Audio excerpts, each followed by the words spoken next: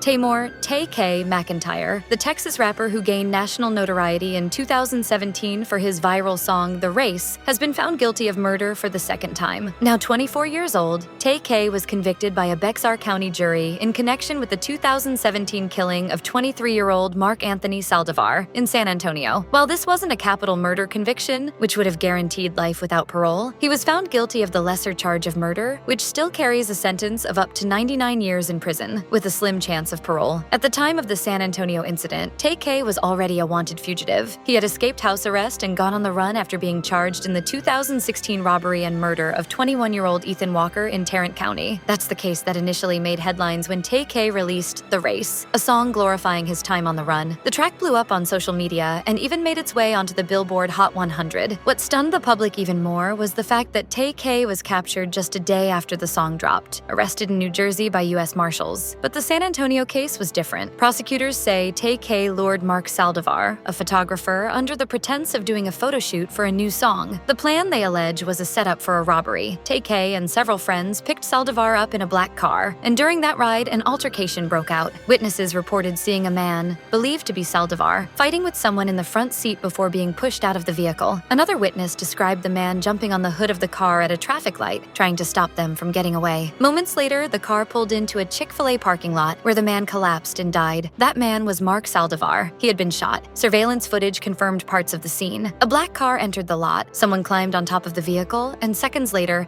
that person fell off as the car sped away. Several people inside the car testified during the trial, including Joanna Reyes, the driver. Reyes was initially charged with capital murder herself, but accepted a plea deal in exchange for testifying against Tay-K. She told the court that he was the one who pulled the trigger. Tay-K's defense team, led by attorney John Hunter, attacked the credibility of the witnesses. They argued that the police investigation was flawed and overly dependent on self-serving testimonies from those in the car, especially Reyes, who had clear incentives to shift blame in exchange for a reduced charge. Hunter claimed there was no solid forensic evidence linking Tay-K directly to the shooting. No weapon was recovered, no backpack or camera belonging to Saldivar was ever found, and no one, outside of those inside the car, could positively identify Tay-K as the shooter. Despite the doubts raised, the jury deliberated for 8 hours before reaching a verdict: guilty of murder, but not capital murder. That distinction makes a huge difference. If Tay-K had been convicted of capital murder, he would have received an automatic life sentence without the possibility of parole. Instead, his sentence now ranges from 5 to 99 years. And even though parole is theoretically possible, the reality is grim, especially when considering that Tay-K is already serving a 55-year sentence for the 2016 murder in Tarrant County. The courtroom was tense when the verdict was read. Supporters of Tay-K let out cheers and cries when they heard he was found not guilty of capital murder, but those celebrations were quickly silenced as they were escorted out of the courtroom. The punishment phase of the trial began the following day and will determine just how long Tay-K will serve on this second conviction. For Tay-K, this verdict further cements a tragic story of fame, violence, and wasted potential. His rise to stardom was meteoric and controversial. The Race wasn't just a song, it was a confession and a taunt to law enforcement. He was a teenager at the time, and the internet elevated him into a rap icon almost overnight. But the fame didn't stop the law from catching up. Now, at just 24, Tay-K faces the reality of spending the majority, if not all, of his life behind bars. This second murder conviction brings even more questions to the surface. How did Tay-K's life spiral into this? Could something have been done to prevent a second killing while he was already on the run? And how much responsibility does the media, and even the music industry, carry for turning a fugitive into a viral star? One thing is certain, the story of Tay-K isn't just about a rapper who made a hit song while fleeing from justice. It's about a young man whose choices, and the choices of those around him,